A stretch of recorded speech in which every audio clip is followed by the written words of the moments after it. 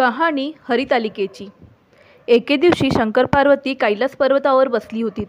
पार्वतीने शंकरांना विचारलं, महाराज, सर्व व्रतामध्ये असं चांगलं कोणतं व्रत आहे की श्रम थोडे आणि फळ पुष्कळ? असे मला एखादं व्रत असेल तर सांगा, आणि मी कोणत्या पुण्याने आपल्या पदरात पडले ते मला सांगा।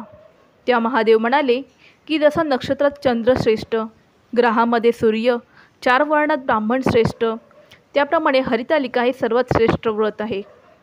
ते मी तुला सांगतो। तेच तू पूर्वजन्मी हिमालय पर्वतावर केलंस आणि त्याच पुण्यानं मी तुला प्राप्त झालो।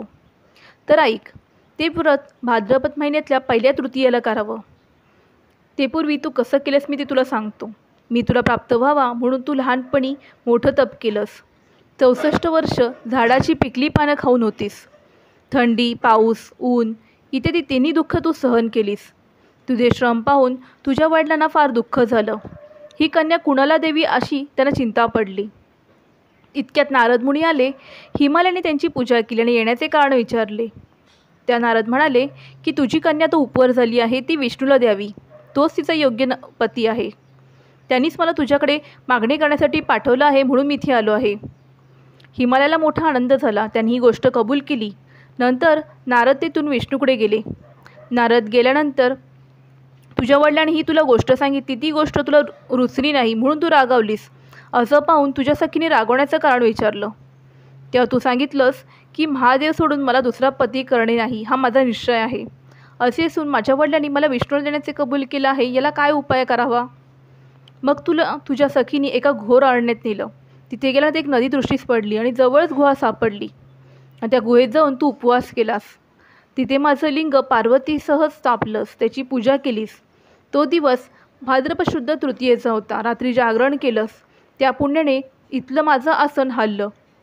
नंतर मी तिकडे आलो, तुला दर्शन दिलं आणि वर मागायला सांगितलेस। तू म्हणालीस की तुम्ही माझे पती व्हावे, याशिवाय दुसरी इच्छा नाही। नंतर ती गोष्ट मी मान्य केली। मी गुप्त झालो। पुढे दुसऱ्या दिवशी ती व्रतपूजा विसर्जन केलीस। मैत्रिणीसह त्याचं पारणं केलंस। इतक्यात तुझे वडील तिथे आले। त्यांनी तुला इकडे निघून येण्याचे कारण विचारले। मग तू सर्व हकीकत सांगितलीस। पुढे त्याने तुला मलाच देण्याचे वचन दिलं व ते तुला घरी घेऊन गेले। मग काही दिवसांनी एक चांगला मुहूर्त पाहून त्यांनी तुला मला अर्पण केलं। अशा व्रताने तुझी इच्छा पूर्ण झाली होती। यालाच हरितालिका व्रत असे म्हणतात। तर याचा विधी पुढीलप्रमाणे आहे।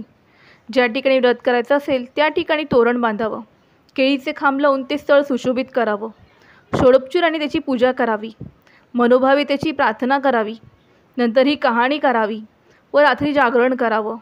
या व्रतानं प्राणी पापापासून मुक्त होतो, 7 जन्माचं पातक नाहीसं होतं, राज्य मिळतं, स्त्रियांचं सौभाग्य वाढतं। या दिवशी बायकांनी जर काही खाल्लं तर 7 जन्म वंध्या होतात, दारिद्र्य येतं, पुत्रशोक होतो। कहाणी ऐकल्यानंतर सुवासिनीला यथाशक्ती वाण द्यावं। दुसऱ्या दिवशी उत्तर पूजा करावी आणि व्रताचं विसर्जन करावं। ही 7 उत्तराची कहाणी 5 उत्तरी, देवाब्राह्मणांची तरी, गाईचे गोटी, पिंपळाचे पारी, सुफळ संपूर्ण।